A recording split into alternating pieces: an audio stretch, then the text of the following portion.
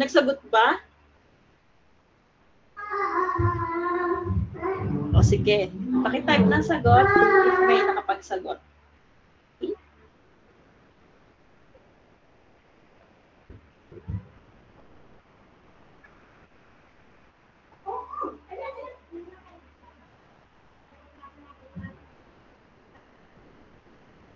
Okay, tama. Ang sagot natin is 44.2918 or 2719. Very good. So, paano natin ito kinuha?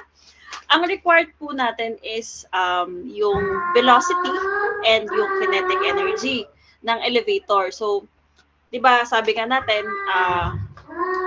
umakyat siya pataas, then naputol daw yung cable. So, at the potential energy na na-compute natin previously na, ano nga bang potential energy natin? 2,450 joule, naputol, so start the kinetic energy. From potential to kinetic energy, bumagsak siya to the spring. So, hinanap naman natin yung velocity. So, ang ating magiging equation is delta kinetic energy plus delta nung potential energy is equivalent to 0. So,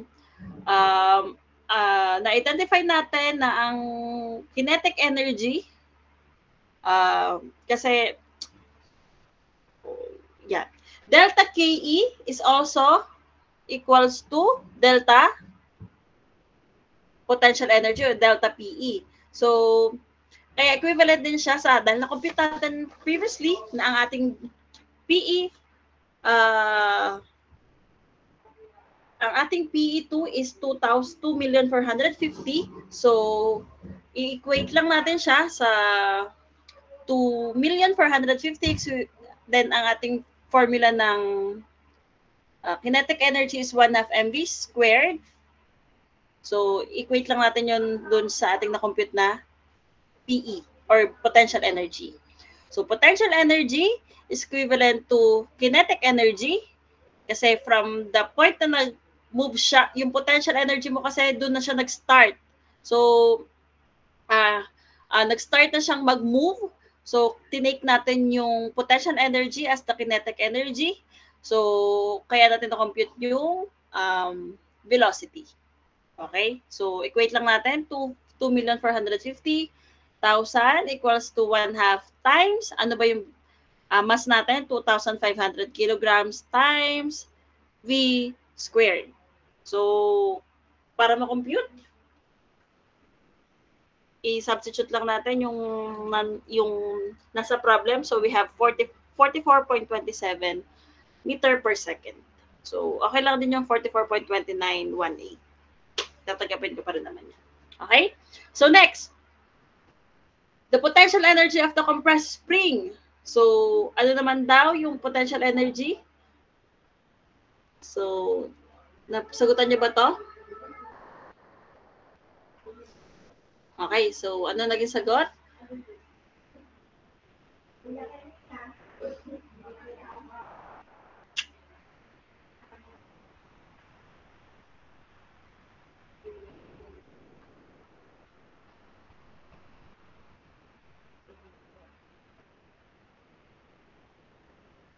Okay, so tama po si Blessy.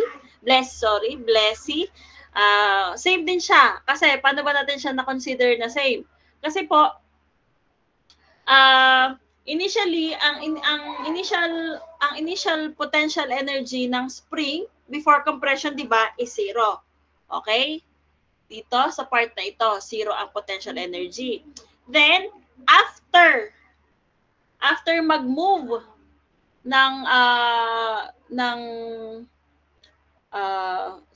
may potential energy dito na na-compute natin previously na 2.45 times 10 to the third power. Then, considering na yung nandito itong potential energy is 0. So, after ma-hit ni elevator yung spring, So, ang naging ang naging potential energy niya is 0. Pero ang equation pa din natin dito is kasi laging yung iisipin ang delta KE plus delta kinetic energy plus delta potential energy is equivalent to 0. Okay? Kasi, di ba, sa first law of thermodynamics, energy is neither created, neither, ano nga yun? Created or destroyed. So, nako-convert lang siya.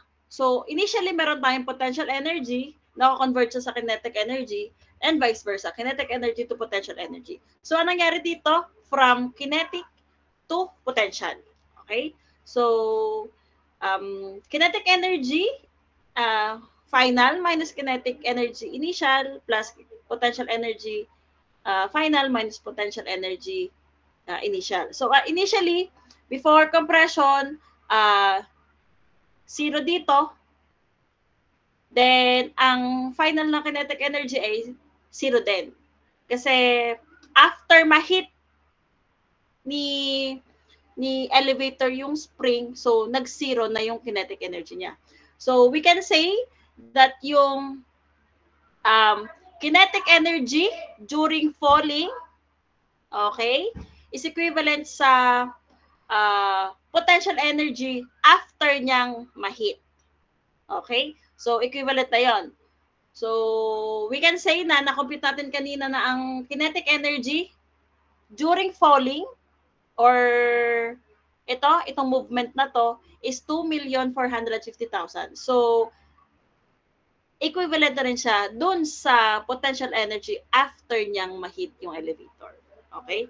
So, if you want the complete solution for this one, I'll be sending na lang yung screenshot sa Google, sa Messenger na lang para mas madali. Okay? Sige. Sa mga hindi nakasunod, ito naman ay relationship ng potential energy sa kinetic energy. Mahirap lang mag-explain talaga kasi akala ko matatapos ito during our first meeting, kaya hindi ko na pinirepair. Kasi gusto ko kayo ang nagsosolve, kaya hindi ako kung mapapansin nyo, hindi ako naglalagay ng solution. Kasi pag naglagay ako ng solution at hindi kayo nagsagot, kokopyahin nyo lang at kokopyahin. So, gusto ko magkaroon kayo ng involvement sa pagsosolve. Okay? So, next problem, alam ko ay nakasulat na naman yan sa inyong tawag dito. Ay, meron pa bang isa? Letter F? Nabanggit ko ba sa inyo letter F? No na, di ba? Tama? Hindi po. Ay, sayang. Sige. Sige, next meeting na lang ito. Okay? Paliwanag ko na lang yung letter F. Kasi mahirap naman kung on the spot natin siyang sasagutan. Makakain lang yung oras natin. Okay? So, next problem na tayo. Okay, so a team from engineers without constructs a system to supply water to a mountainside village located 1,800 meter above sea level from a spring in a valley below 1.5 meter above sea level. So when the pipe, siguro naman ay kayo naman ay may ano na dyan, may ibig sabihin may notes na binigay ko. So, when the pipe from the spring to the village is full of water, but no water is flowing, what is the pressure between the end of the pipe at the spring and the end of the pipe in the village? Letter B, what is the change in gravitational potential energy of a liter of water when it is pumped from the spring to the village? And letter C, what is the minimum amount of work required to pump a liter of water from the spring to the village? So, ito, may any idea kung paano isolve ang letter A? Sige nga. May mapapansin kayo, mayroon tayong height. Ano nga formula natin pag meron tayong height? mgz po. potential energy. Hindi. Ang tinatanong dito ay, what is the pressure difference? Okay? Pressure to. Rho GH. Okay, Rho GH. So, Rho GH yung formula natin. So, delta P is equivalent to Rho GH. Paano ba natin sinabi na bakit delta P is Rho GH? Kasi hahanapin nyo yung pressure dito sa 1,800 meter above sea level and dun sa pressure ng 1,500 meters above sea level. So, using the formula Rho GH, ang ginamit na lang natin is delta H. Okay? So, same kasi ng tawag ito, ng mass. Sa ba yung mass? Wala palang given na mass.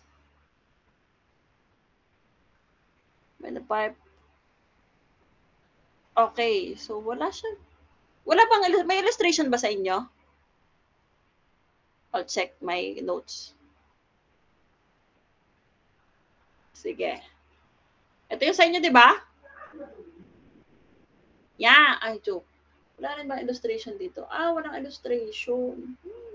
Sige, take 1,000 as the mass. 1,000 kilogram per meter cube. Kasi dinefine naman na water ito. Okay, baka mahirapan. Kayo. Yan. 1,000. Kasi di ba uniform naman ang mass ng or density ng water is 1,000 kilogram per meter cube. So, hindi natin kailangan ng mass. Density na lang ang kailangan natin. So, tama si ate girl. Lance, Hubert, Marcelena. Tama po ikaw. 2,943,000 Pascal. Paano ba natin nakuha yon? Delta P is equal to Rho GH. Ang density ng ating water, as usual natin ginagamit is 1,000 kilogram per meter cube times 9.81 times 300 meters. Difference nung level. Okay? Difference nung position. Okay? Next, what is the change in gravitational potential energy of a liter of water when it is pumped from the spring to the village? So, okay. Alam niyo naman kung anong ating formula, anong formula ng ating potential energy? mg z. Okay? So, ang sinabi dito, what is the change in the gravitational potential of a liter of water? Same again, water, when it is from the spring to the village.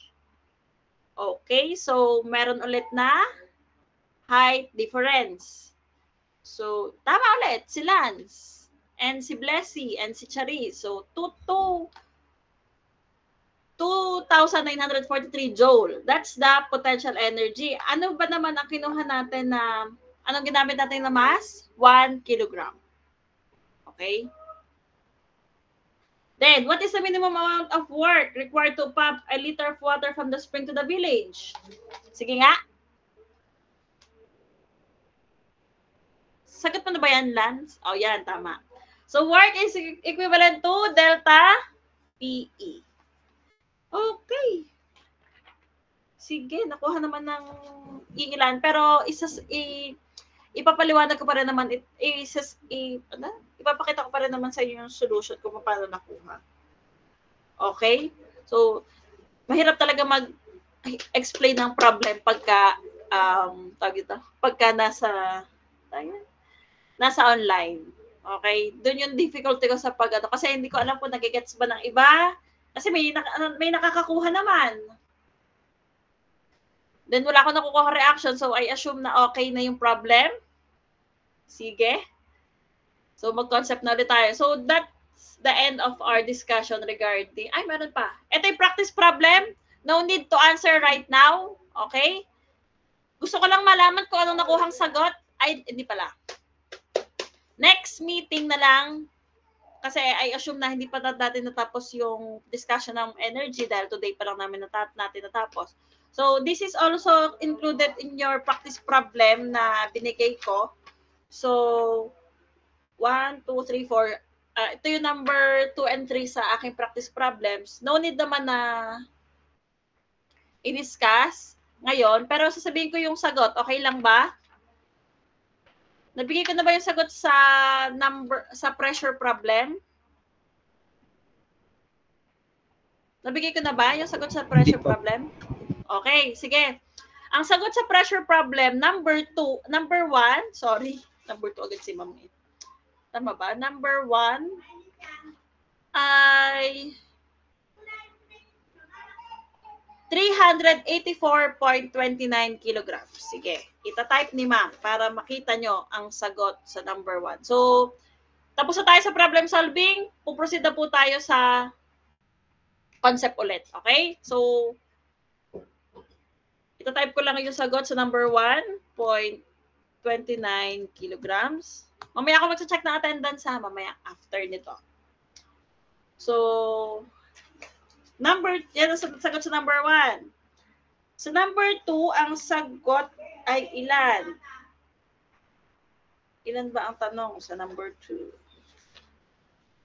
Sorry na. To face, dahil kahit ako nga minsan nadidistract ako kapag online yung class. So number 2, and mas mababa ang attention span natin kapag sa online. But nevertheless, let's just keep this short, but andun pa din yung meat. So number 2 ay isa-isa. In simple term. Inch Hg. Inch mercury. Okay? Yan yung sa pressure. Sagot sa pressure. Next. Ang sagot sa number 1 ng work problem, sige, 1A ay total force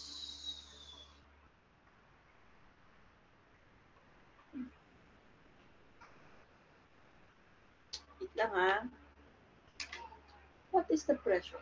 Okay. Ang sagot po ay 2863.945 pound force. Okay. Letter B ay 16.209 PSI. So, naka-English tayo ha. Letter C 4868.706 feet pound force. Okay, nakuha? So, number 2 naman tayo. Anong tanong sa number 2? Calculate the total kinetic energy when its velocity is... Madali lang to. Kaya-kaya nyo to. 0.49. Kaya-kaya nyo to, mga baby. Number 3. Calculate the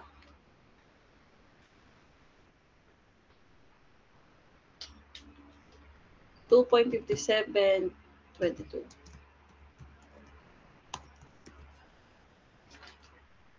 Okay, number 4. Tanong sa number 4. What is the kinetic energy? KJ. So, number 1 ay 1,000 KJ at saka rest 1,000.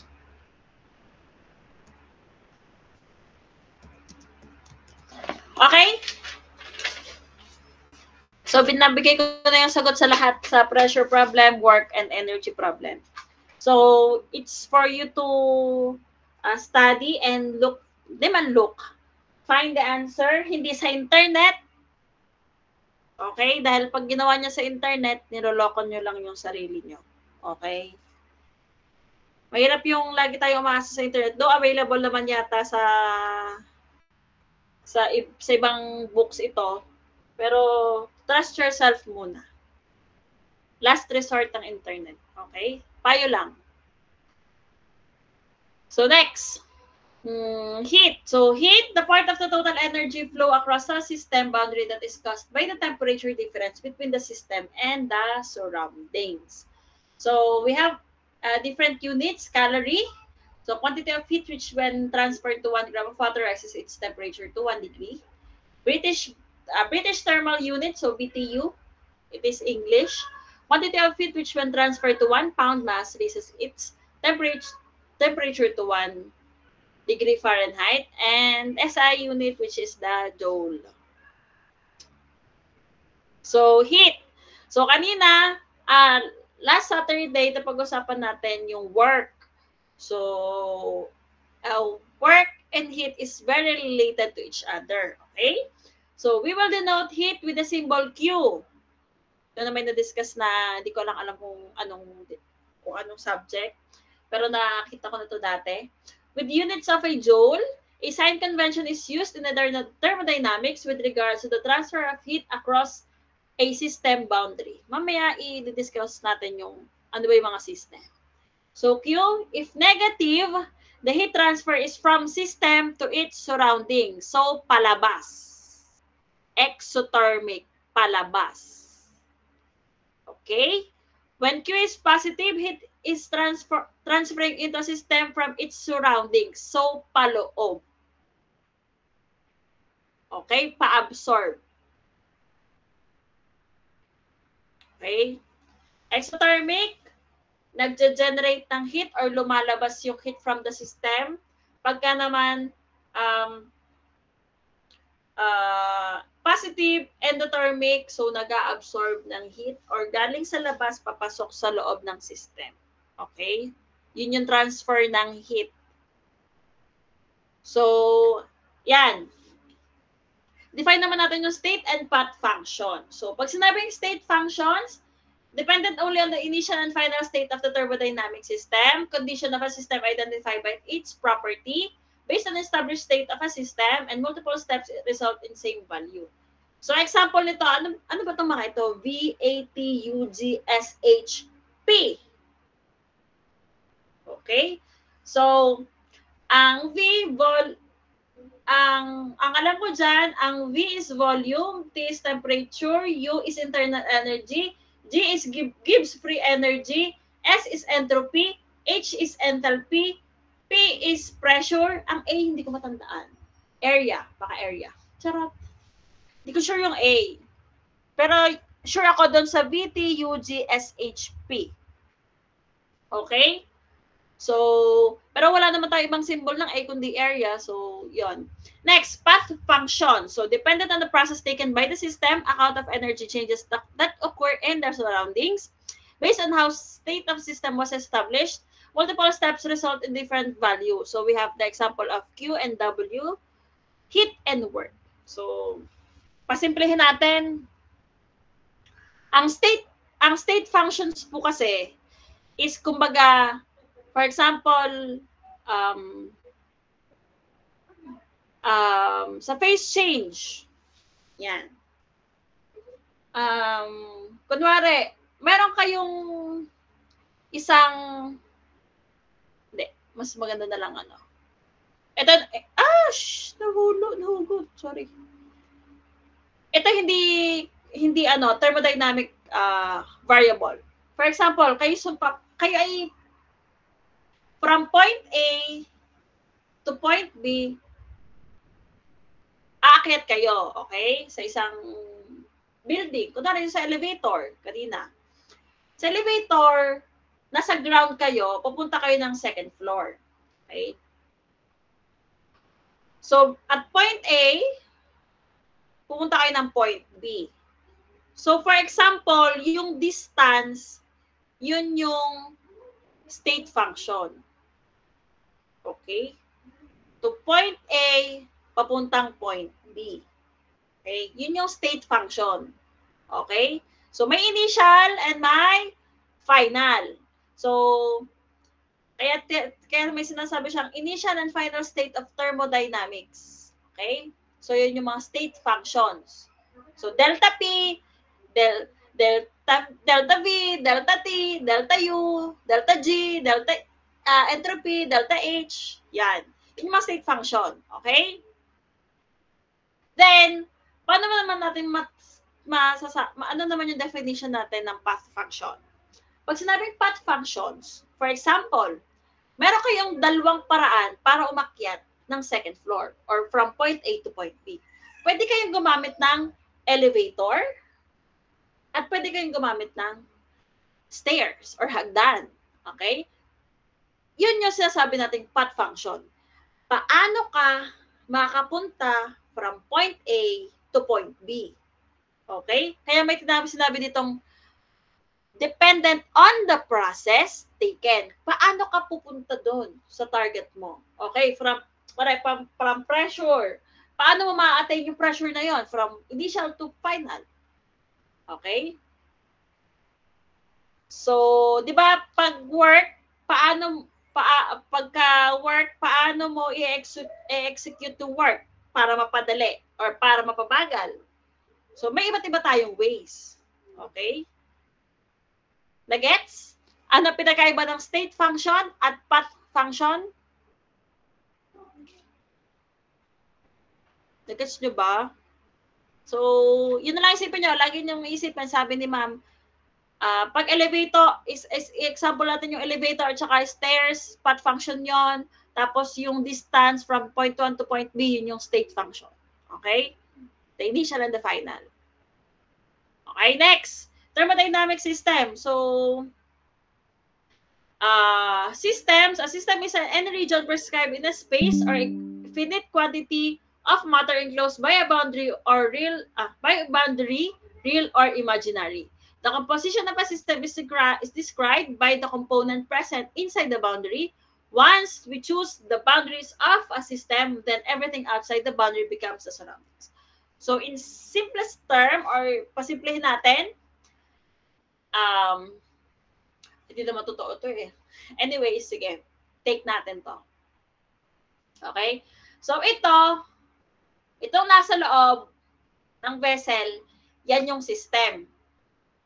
Okay? Yan yung system. Then, yung boundaries, we can say na yung boundaries ay yung nagpo-protect or nagse-separate sa kanya from the surroundings. So, yung surroundings is nasa labas ng system. Okay? So, ito, for example, ito burner, ito yung source ng heat. So, ito ay endothermic. Kasi nag-absorb siya ng heat. Okay? Yan.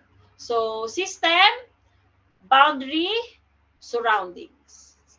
Dapat ma-define nyo kung yung mga yan. Okay? Para alam nyo kung nasan ang work at nasan ang heat. Nasa surroundings ba o nasa system? Or yun, and vice versa. Okay? Next. So, na-define natin yung system. So, we have types of system. Ito naman ay hindi ko alam kung na-discuss na sa inyo sa PChem or other subject. So, we have open, closed, and isolated. So, pag open can exchange mass and energy, usually in the form of heat with its surroundings.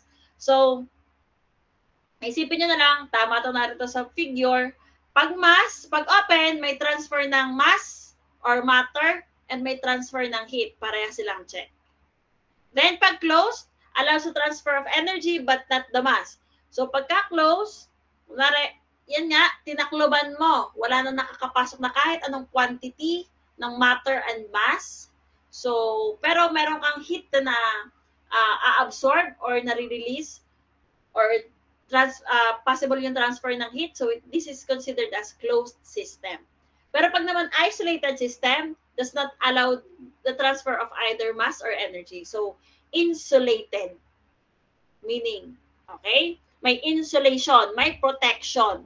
So, hindi siya nakakapag-generate, hindi siya nakakalabas ng heat, hindi rin siya nakaka-absorb ng heat. Then, meron din siyang cover or isolated din siya from the quantity na pwedeng pumasok at lumabas sa kanya. That's how we call isolated system. Magagamit natin to sa mga problem solving natin kasi doon natin ma-define kung paano yung work and heat. Kasi ang energy is Q plus or minus Q plus or minus W. Depende. So system, if either is in a closed or open, no exchange of heat takes place with the surroundings, it is called adiabatic. Okay? So, ulitin ko. If either closed or open and walang exchange ng heat na nagtatakes place sa surroundings, we call it adiabatic. May cover siya. May cover ha. May cover o wala. Pero hindi siya nagtatransfer ng heat palabas at paloob, adiabatic system. Then, when a process occurs at a constant temperature, often with exchange of heat in the surroundings, we have isothermal. And when it takes place at a constant pressure, it is called isobaric. So, tatandaan nyo itong mga ito ha. Itong mga terms na ito. Sorry, parang ano. Adiabatic system. Isothermal system. Kasi minsan, ang problem, bibigyan kayo ng, in an adiabatic system, the work associated is gato-gato ganyan. So, meaning, meron na kayong clue. Okay? Nadidefine nyo na kung anong klaseng work at anong klaseng heat ang meron doon. Para makompute nyo ang energy. Okay? When a system occurs at a constant volume, we called it isochoric system. Yan, tinatandaan ko yan. Delta V, delta P, and when the process constant temperature, delta T, yan. Isothermal. Okay? Na gets yung mga clue? Okay, tatandaan yan ha. Isa sa puso nyo itong mga ito. Please lang po. Please, paki-take note ng mga ito. At talaga itong kailangan nyo isa puso ito kasi ito yung mga clue. Pag binigyan na kayo ng clue na ganito, alam nyo na what to do. What system it is. Okay? So, state of system refers to the equilibrium condition of the system. At equilibrium, all properties of the system will have fixed values. If any proper values changes, then the state of system will change. So, pag sinabi lang state of system, dapat define kung anong system yon, anong pressure, volume, temperature, yan. Kasi kaya sinabi state of a system. Defined na. May value na kayong meron doon. Okay? Next. For example, to. Consider na apple with a uniform internal temperature of 10 degrees Celsius. It is in thermal equilibrium. So, all in all, lahat ng part ng apple is 10 degrees Celsius. Similarly, if the pressure in an object is the same throughout, it is what we call mechanical equilibrium. When we have two phases, such as with solid crystal in a saturated liquid and their mass remains constant, we have phase equilibrium. Okay? Kasi two phases in one matter. Okay? Kasi yun nga, binigyan kayo ng example. Solid crystals in a saturated liquid. So furthermore, it in situations with a chemical composition for a material remains constant with time, we have chemical equilibrium. So malamang lumabas to sa exam. Okay? So state of a system, when a system undergoes a change of state, then the process is said to have taken place. Okay? The path of the process may involve many different states. A complete description of process involves initial, intermediate, and final states with any interaction with the surroundings. Okay? So, kunwari, a path of a process to cool an apple from 5 degrees to 10 degrees to 5 degrees. Si Ma'am bangag na. Okay? So, we have two properties ng system. Mamaya, discuss ko. Okay, so those observable characteristics such as pressure, temperature, or volume that define the equilibrium state of thermodynamic system. Properties do not depend on how the state of system is attained. They are only function of the state of a system. So yan yung dalawang properties. So pag sinabing extensive, Depends on the amount of substance like mass, length, volume, and energy. Pag intensive, hindi tayo nag-depende doon. Does not depend on the amount. It is what it is, temperature, pressure, and density. So, what we call intrinsic properties din na intensive and extrinsic pagka-extensive. So, this is my last na. Okay? It's my last slide. So, lahat naman na tinuro ko is definition. Yung mga definition na yon, magagamit nyo siya sa mga problem solving natin sa mga susunod na discussion. Pero sa lecture 2, I think may lecture 2 na kayo, di ba? Nabigay ko na yung lecture 2. Yung lecture 2 is all about gases. So, pero discuss ko muna to. Na-discuss ko na naman to. So, the zeroth law of thermodynamics states that if two bodies are in thermal equilibrium, with a third body, they are in thermal equilibrium with each other as well. So, if A is, ganun, sabi, baka matatanong niyo ako, ma'am, bakit hindi sila magka-equal? Ang may sagot ko sa inyo, ganun po talaga ginawa ng universe. Okay? Ganun talaga ginawa ng universe na kapag may third component at equal yung temperature ng isa't isa, so yung patatlo at yung kung ano man yung comparison is equal na din. Na-discuss ko na ito, di ba? Itong part na ito. Okay? So, ito naman ay concept-wise lang yung diniscuss ko today. Pero, if meron kayong question regarding sa kinetic and potential energy, hindi kasi ako kumbinsido na naintindihan nyo yun. Kasi nga, target ko talaga natapos yung lecture na yon. Though, hindi ko nga siya natapos. Sige. May time pa naman, 7:24 pa lang. Wala namang masamang mag-discuss pa ng kaunti. Wait na. Okay lang ba? Mag-discuss pa ako ng kaunti kasi wala na tayong time next week. Ay, hindi pala. Wala tayong meeting sa Saturday. Tama, di ba? Wala tayong meeting sa Saturday. So, i-discuss ko na lang muna yung wait lang. Where's my wait lang. Na-close ko na pala. Anyways.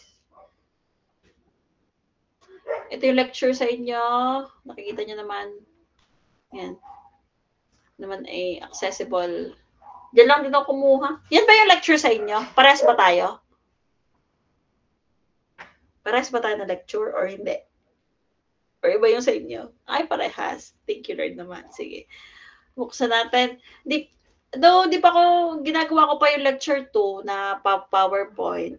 Pero let's do some recap na lang muna para kahit pa paano ay may idea kayo. Okay. Pero meron akong presentation nito Saglit. Yan ba din yung sa inyo? Phase, volumetric properties of pure substances. Okay? Ba't tayo nyo mag-close? Yan. So, sige. Let's try. Meron akong ginawang PowerPoint dyan, di lang tapos. Pero dahil may time pa tayo, sayang yung time. Ay, anyways, before ako mag-proceed sa kahit anong discussion ulit, ang concept, aralin nyo. Okay? Halos naipaliwanag ko naman siya sa abot na kay mga kaya naipaliwanag ko naman. Yun lang problem solving, ang medyo duda ako sa energy. So, pagdating natin ng next meeting ng 17, naku, sad. Kasi yung 17, sorry guys, yung 17, not sure, talaga hindi ko sure kung makaka-attend ako ng, I'll try to attend online, pero face-to-face, hindi din. Okay? May prior commitment na naman si ma'am. Hindi po birthday. Hindi po birthday. May prior commitment si ma'am. Pero not sure yung 17. I-advise ko naman kayo. Okay? So, 10, it's holiday. Pero 2 hours lang naman yon. ganito na lang yung gagawin ko while wala po ako sa 10 at 17, mahirapan akong habulin yung problem solving ng 24. Pero for sure, imimit ko kayo ng 24 kahit yun ay, di ba kayo yung wala akong room? Kayo ba nga yun? Yung lab 2? Kayo ba yung section na lab 2 dapat sa Adweek? Good evening po, ma'am. Ang nasa portal po ay CICS po. CICS. Pag CICS, yun ay Adweek, di ba? Even. Yes po, ma'am. Even. So, 24 ay Adweek, nasa CICS tayo.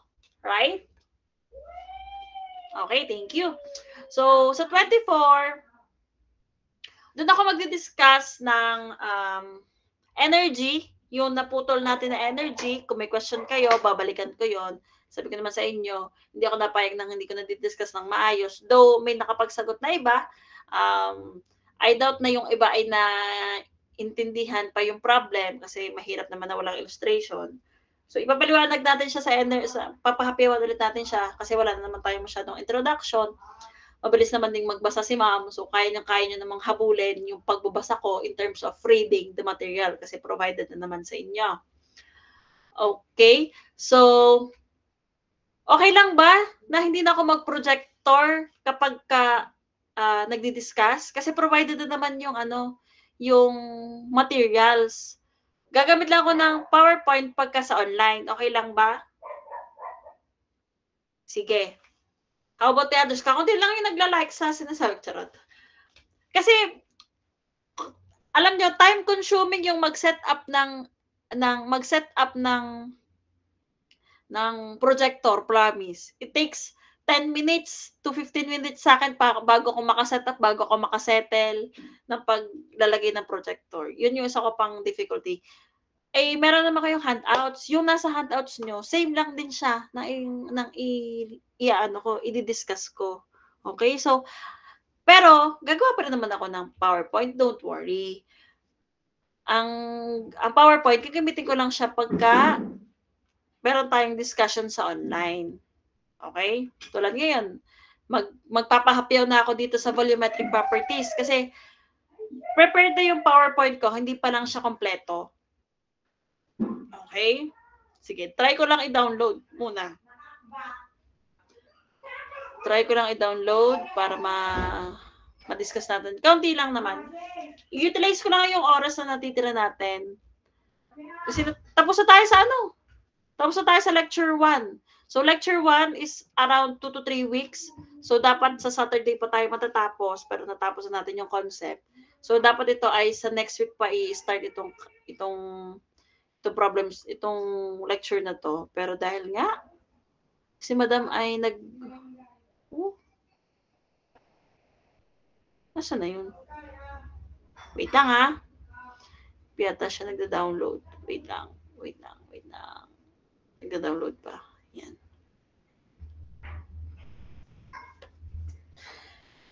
Ay, sayang yung oras. Utilize na lang natin kesa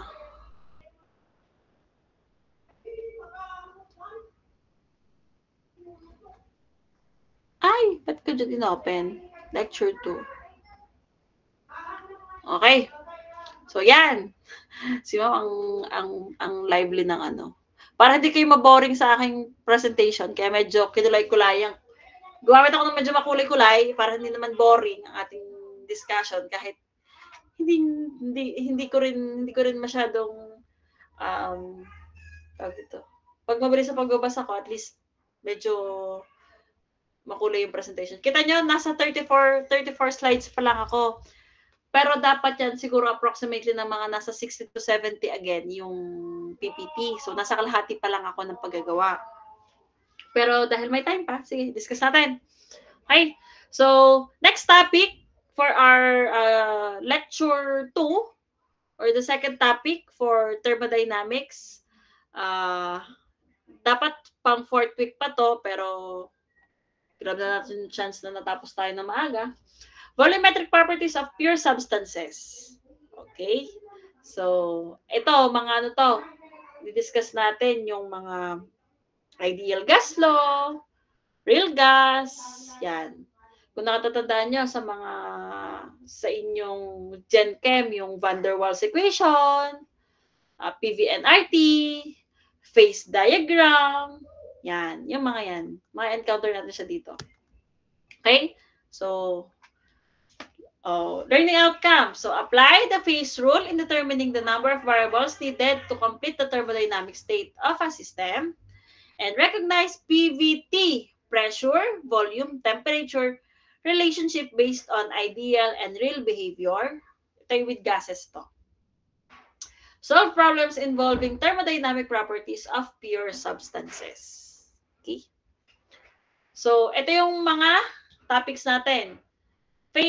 Basa nyo naman siguro. Phase rule, PVT behavior of pure substances, ideal and real gases, virial equations of state, cubic equations of state, generalized correlations for gases and liquids, and thermodynamic tables.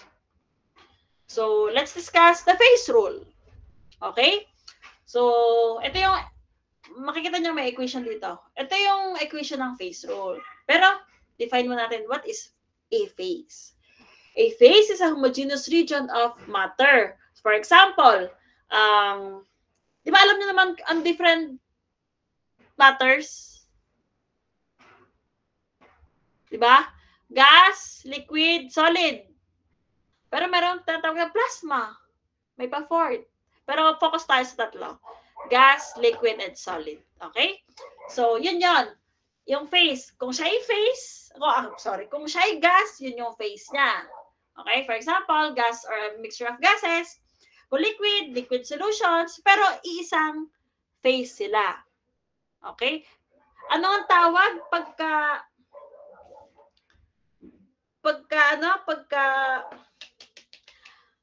isang matter pero dalawa yung phase? Kasi-discuss lang natin. Nakalimutan ko na din. Anyways, may tawag doon. Nasaan na yan? Si ma'am nakakalimutin. Ito, phase equilibrium. Yan. Okay? So, pagka daw dalawang phase sa isang matter, may equilibrium phase daw siya. Or may phase equilibrium. So, next, the intensive state of system at equilibrium established when its temperature, pressure, and composition of all phases are fixed. For a multiple system at equilibrium, the number of independent variables that must be arbitrarily fixed to establish its intensive state is called the number of degrees of freedom of the system. So, yung F is the degrees of freedom and is the number of phases. Pi pala yan, pi. And is the number of chemical species present in the system. Okay? So, phase rule, ito yon. Pero ibig sabihin ng Fi, degrees of freedom. Baka kasi malito kayo. Kasi daw, is given by the phase rule of. So, ito yung phase rule. Pero degrees of freedom yung kinocompute. So, as an example, the phase rule may be applied to the unaqueous solution of ethanol in equilibrium with its vapor. So, for example, ang kanyang, number of chemical species in the present in the system, 2. Okay? Then, ang kanyang phase ay 2 din. So, F equals 2 minus pi plus N. So, 2 minus 2 plus 2. Cancel nyo lang 2. So, equals to 2. This is a system in a vapor-liquid equilibrium. So, meron siyang 2 degrees of freedom. If the system exists at a specified temperature and pressure, assuming this is possible, its liquid phase and vapor space composition are fixed by these conditions. Okay, so, may mga susunod pa ito eh. Wait lang. Check ko lang.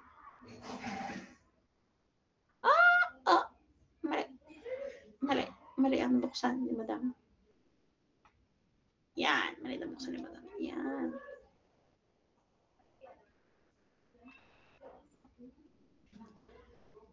Okay, sige. Let's try. Let's try the next. Hanggang dito lang tayo sa phase rule. 7:37 na. So, medyo problem solving kasi ito. Sample problem. How many phase rule variables must be specified to fix the thermodynamic state of each of the following system? Liquid water in equilibrium with its vapor. Liquid water in equilibrium with its a mixture of water vapor and nitrogen. So, nabanggit naman.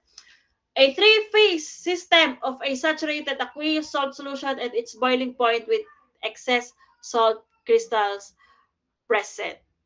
Okay? So, sa letter A, ilan ang phase doon na nabanggit? Nasaan na kayo? Nasaan na kayo? Wait lang. Mali pala ang binipinad.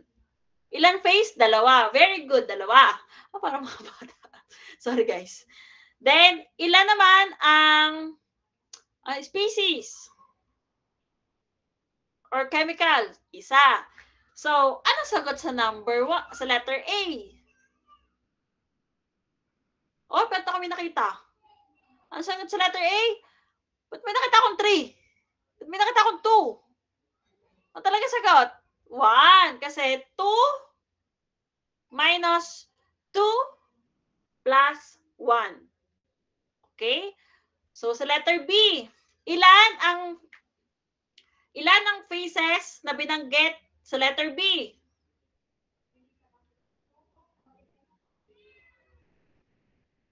Okay. May sumasagot. Okay. So, tama. 2. Ilan naman ang species or chemicals na nabanggit? 2 din. Water and nitrogen. Very good. Sige. So, all in all, ang sagot ay 2 minus 2 plus 2 equals 2. Nakuha naman. Very good. Next. May binanggit na ha. A three-phase of saturated aqueous salt solution at its boiling point with excess salt crystals present. Ilan ang phase dito? Nabanggit na. 3. Okay ha? Kita mo, 3 phase. So, ilan naman ang species? Sorry, sa maling ano ko. Ilan? Nasaan na kayo? Okay, 2. Very good. Aqueous salt at saka salt. Sa bagay, salt crystals. Parehas. Na saka Cl. 2. Sige. So, ang sagot ay?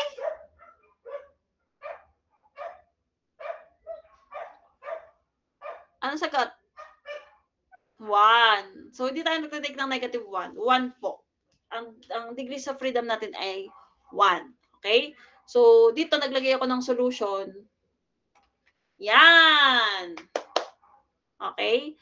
So, pwedeng kopyahin. Di ba meron kayong lecture? Pwede nyo kopyahin.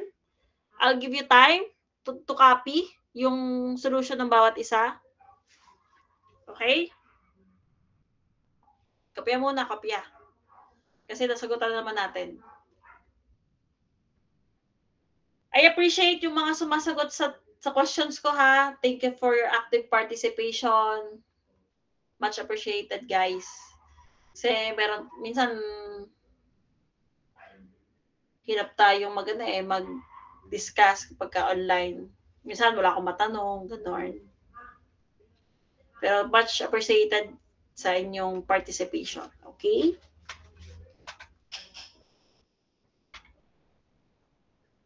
Tapos na ang kopyahin? Okay na? Dali lang yan. Thumbs up kung tapos na. Yan. Thank you. So, tapos na tayo sa phase rule. Phase rule. Na-discuss na natin. So, sunod na natin yung PVT, Behavior of Pure Substances. Pero ito yung sa next meeting na kasi medyo mabibitin ako mag-explain nitong phase diagram. Okay? Mabibitin ako mag-discuss kasi kita nyo naman yung oras. Ay, hindi nyo pa nakita. 7:42 na. So, mag-check pa ako ng attendance. Okay? Nasa ba yung attendance ko? Wait lang. Mag-check ako ng attendance para sa mga umattend. Wait.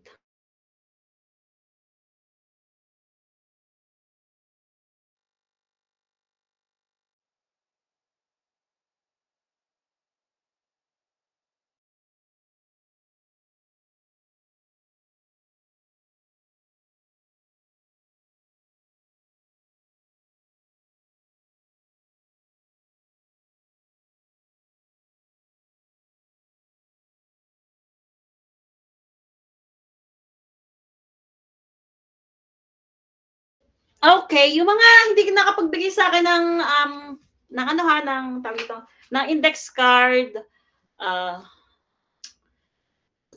sorry. Pakilagay na lang, papresent na lang ako dito sa tawag dito sa chat box, okay? Pero ito, mga nagbigay sa akin ng index card, babanggitin ko muna.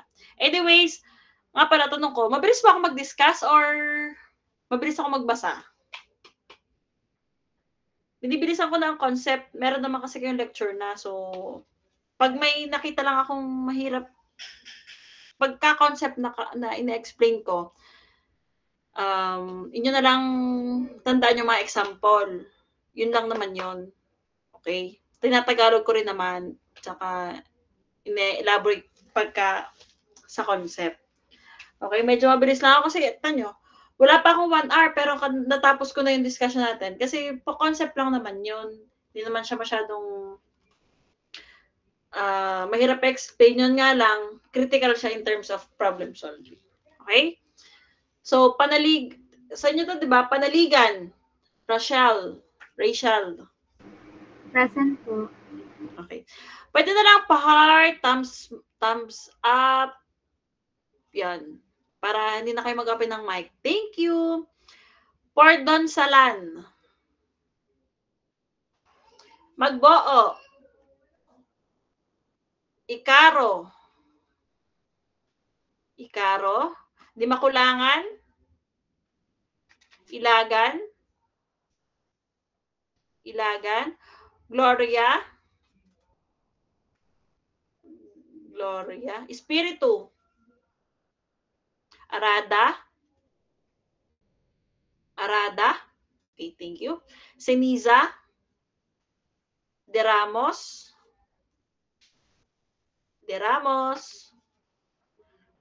Nathaniel. Okay. Guarino.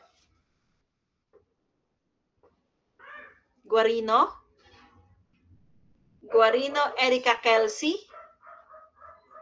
Okay. Baryon. Yan. Cubio. Yan. Perez Jeriza May.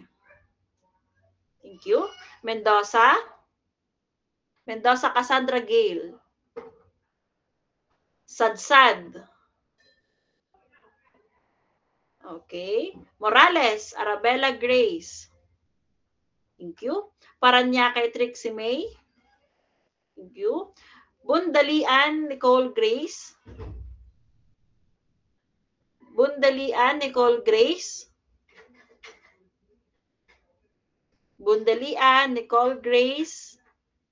Okay.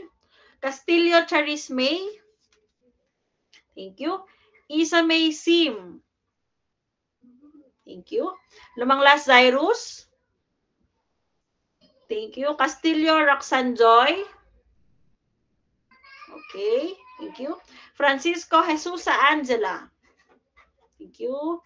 Malabanan Nicaela.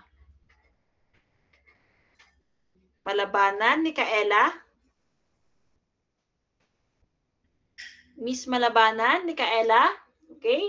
Mendoza Maria Cristina. Thank you. Jessa May Villa Ruel. Ma'am, si Miss Villaruel po ay nasa biyahe pa lang po. Gawa po nagpa-check up po. Sige. Pero nasa meet ba siya? Wala din. Wala po. Okay. Thank you, dear. Thank you. Alexandria Gonzalez. Thank you. Biko Lady Diane. Mercado Angela Colleen. Thank you. Marcelana Lance Hubert. Ito, nag-ano to kanina. Very active. Makubuwag Janica Iana. Okay. Aspecto Charles Ulysses. Thank you. Francia Angela Faye. Okay.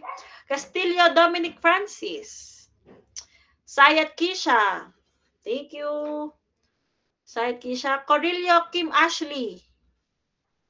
Thank you. Ilagan Roan. Charis May Alday. Ito, ano dito, very active. Charis May Alday. Oh, may ba bang Charis? Charis May Alday? May ba Charis yun na bang kita ko kanina? Wala si Charis?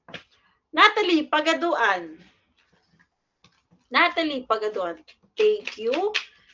So, sino yung mga present kaya? Nililista ko at nang kayo ay mabigyan ko ng picture ko na pala. Where's my... Sige, pakichat. Ma'am, di po ako nakapagbigay na sa gawa po ng inatakan. Yayan.